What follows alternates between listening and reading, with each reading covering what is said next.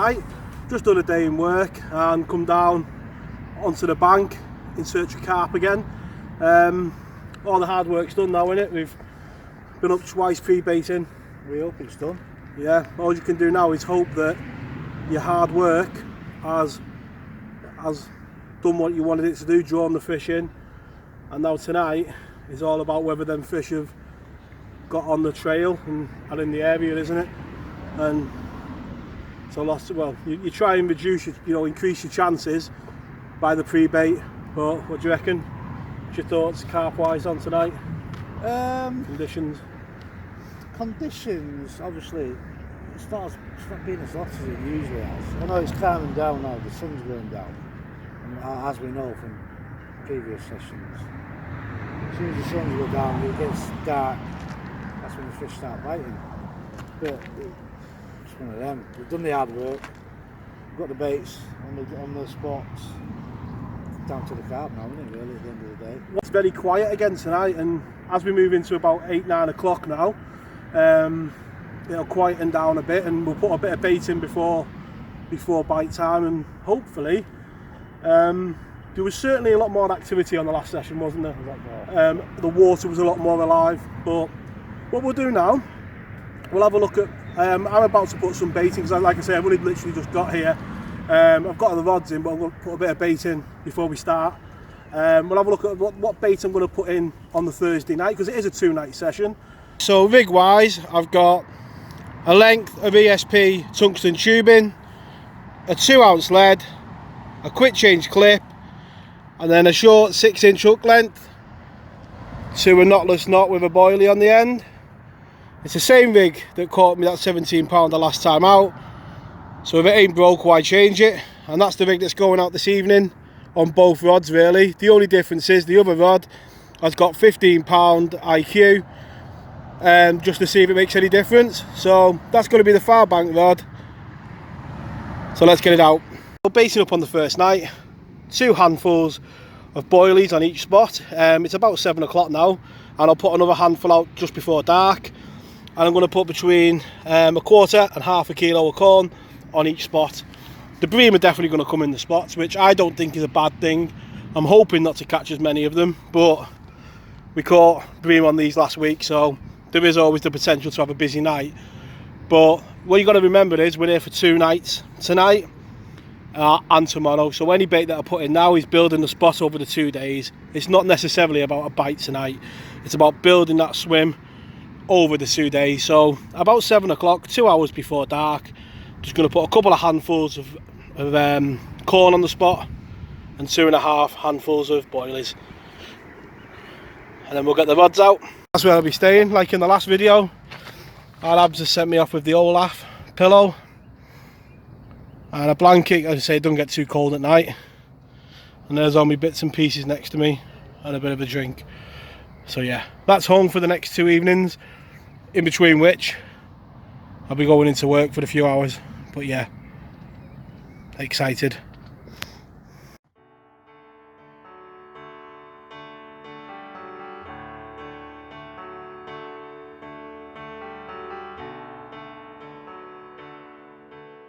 So the session is, as you've seen on the rods, is all carp now.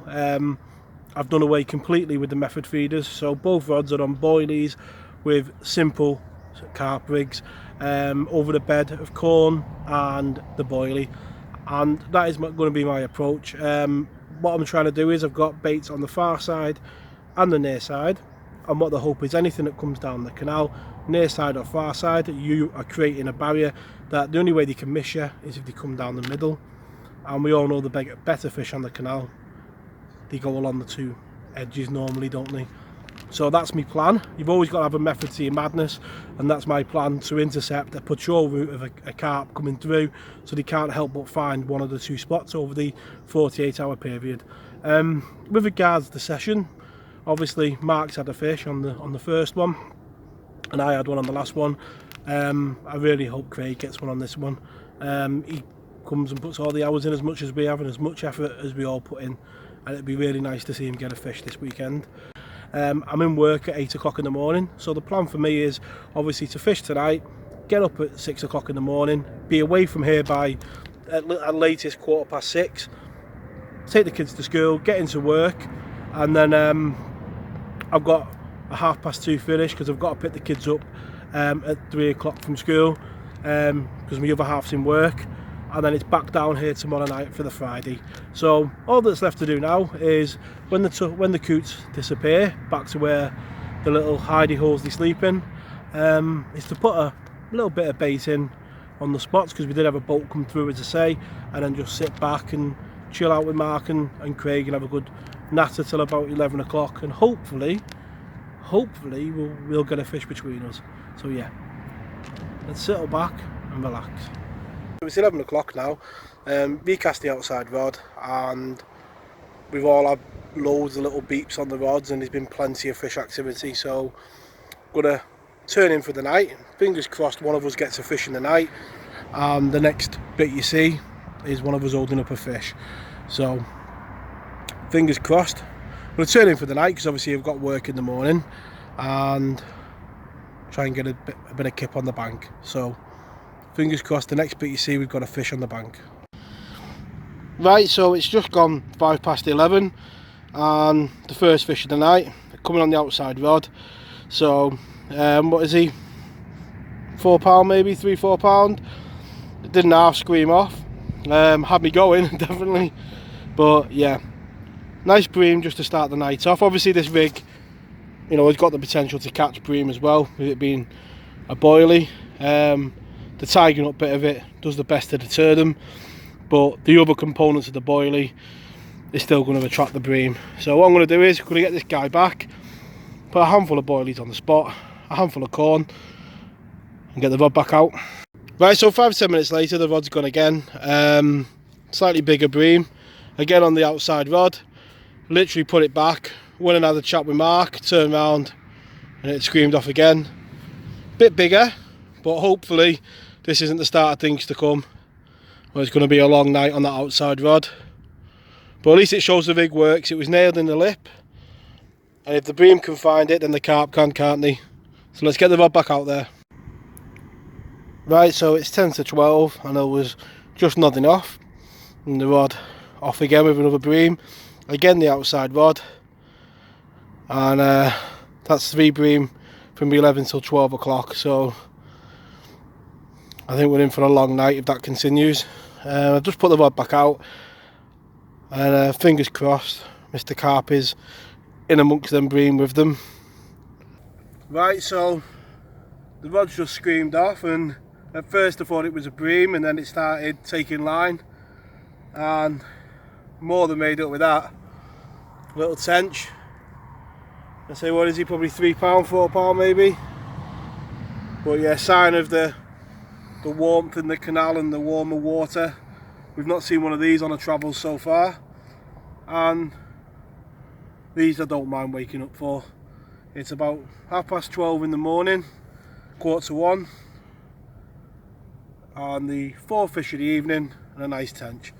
Let's get it back. Right, so that's the first bite on the inside rod. Literally I think it's about 2 o'clock in the morning, and I just again dropped off. It's been quiet for the last maybe half an hour, 40 minutes, and then just as I was nodding off, this bream. Right, so it's 6 o'clock in the morning now. The alarm has just gone off and woke me up for work. About 2 o'clock in the morning I think we had the last run. Quick recap, I think it was about 6 bream and that tench, and what a welcome tench that was. Really nice to see the tench on the canal. As a kid they were always they weren't really about much, and after the carp died they really had a bit of a comeback, so it is good to see the old tinker on the bank. So what positives could I take of last night? One, the rig works. Both rigs nailed all the fish, so I know if a carp comes along there's a good chance I'm going to hook him. And you know, getting bites is not such a bad thing, but when you try to not catch as many bream, I didn't expect to get as many bites on the boilies from bream as I did. So posed a few questions for tonight, whether we make a change, whether we make a bigger bait, or put less bait in, or have a think about it in work today. And it is going to be a long day in work. As I say, 2 o'clock I fell asleep, and you don't really sleep well on the bank. When people say it on blogs, until you do it, you don't really realise what they mean. But you wake up every half hour, just look at the rod, and then drop back off. So you sleep fitfully is the word I'm looking for. So yeah, I'm going to pack the rods away in the next 10-15 minutes, and head off to work, and then we'll be back here later on tonight to do it all again. And hopefully tonight Mr. Carp or Mrs. Carp is around more than the bream and the tench. So let's get off to work, get the day done, get it done, get back down here.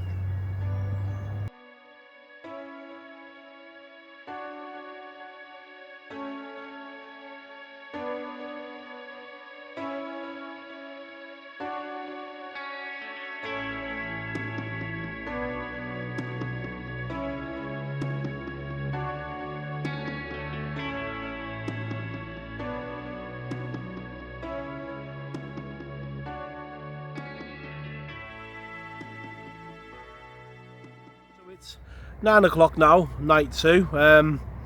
Did the timing work. Yeah, it wasn't easy.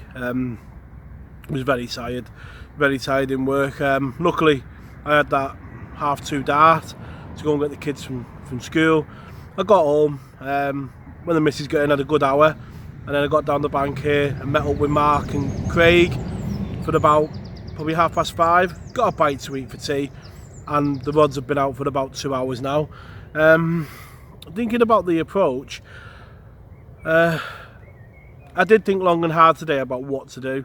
I thought about putting out a bigger bait, maybe a double boilie, or getting rid of the corn, just putting boilie out, putting a big pink pop-up out, and all them thoughts went through my head today in work. But thinking about it and thinking about how the session went last week, I think what you need to do is just catch the bream as they come along.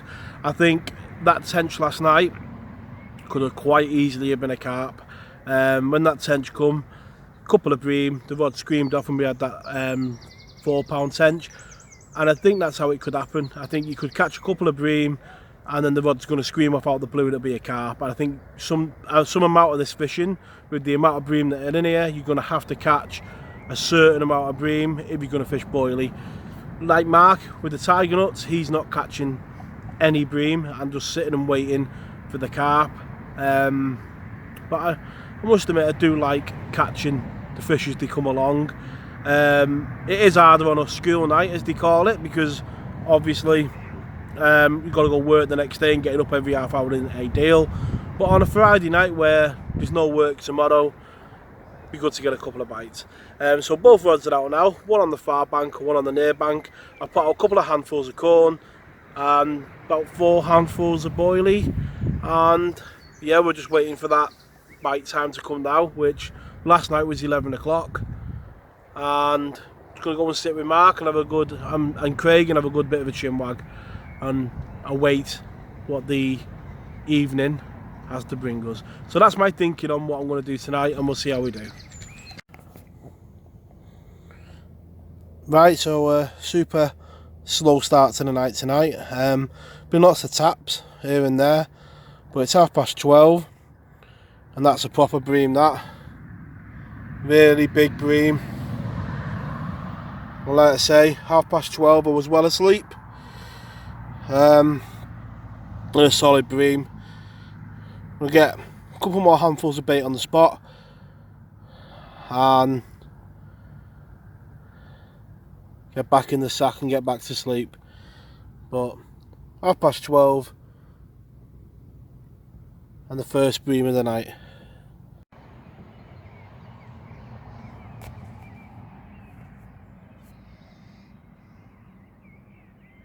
Right, so worst case scenario, about 3:10 this morning, the inside rod absolutely tore off. Same as last week, million mile an hour. Bite alarm was full, one toner. Got to the rod and it was pulling like last week, and then the hook had a hook pull. It's hard, I'm not gonna lie. There's a lot of effort goes into getting that one chance. Certainly no other fishing that I do you put as much effort in the past for the session, all the pre-baiting, and then actually fishing the 2 sessions. So yeah, about an hour ago it happened. Been waiting for a bit of light to do the actual blogging bit, and yeah, it's gonna live long in the memory, that one. So the rods are back out. Take the positives of it. The plan's worked, hasn't it? Like I said the other night, eventually catching the odd bream, eventually the rod will go, and hopefully it'll be a carp. And the baiting up approach has worked to get the bite, and the bait's worked to get a bite. So that is the huge positive to take from that. But yeah, just gonna sit back. It's about 5 o'clock in the morning now, and I don't think we'll get another bite of cherry, but who knows? Who knows?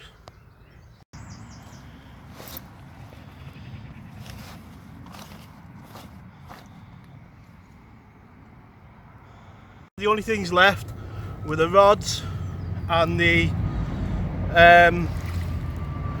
landing net, and there we go. 18 pound, 7 ounces. Learned from my mistakes this morning. Didn't follow the fish down the canal and played it from my peg on a bit of a tighter drag, and just as we're packing in, 18 pound, 7 ounces of canal carp. Wow. Been very, very, very lucky start. I'm very fortunate, and again I need to say thank you to Mark and to Craig for all their help and tuition really in all of it. It's a fish for all 3 of us because we've all put in the hours baiting up and everything like that. So yeah, what we're going to do now, we're going to treat the fish. Right, and this is Mark treating the carp with propolis. And what does that do, Mark? This just seals up any wounds. Add a little bit of water to it now, watch it go white. See how it treats it instantly. Yeah, so it stops any infection getting into it. Infections getting in there. And that's the key with these fish, because they are old fish, aren't they? Really old, wild fish.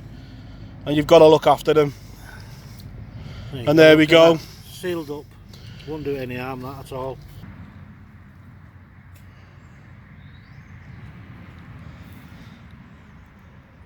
Right, so she's had a good rest in the margin, and it's time for this girl to go back.